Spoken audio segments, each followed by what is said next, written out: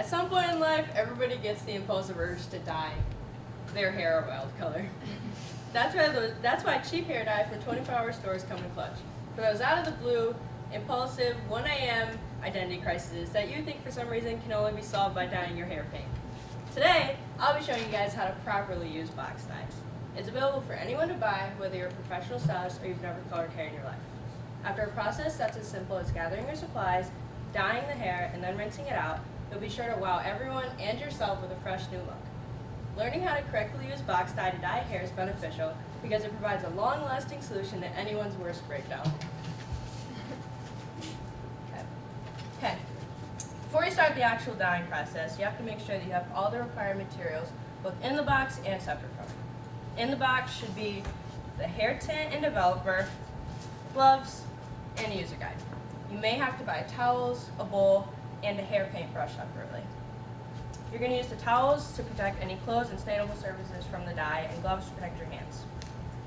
You're going to mix your developer and your color tint together in your bowl if you have to. I don't, because mine came pre-mixed. Now, get ready to apply the dye mix to the hair. Okay.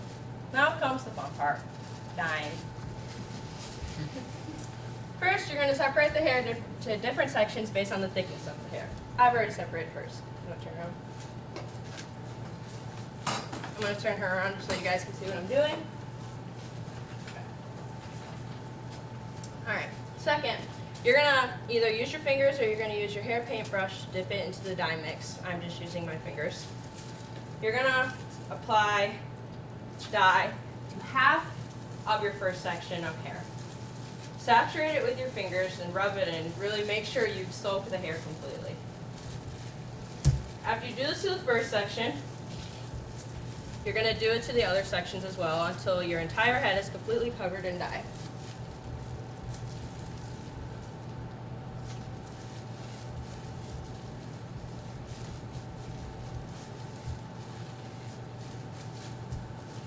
You're going to have to let it soak for a while. So once the whole head is covered, get ready to sit with a head full of dyed hair for a long time. It's usually about half an hour to an hour. Once the hair soaks, you're going to have to rinse it out. Rinse thoroughly. The color is going to bleed at first, and that's okay. That's totally normal. We rinse until the water runs clear.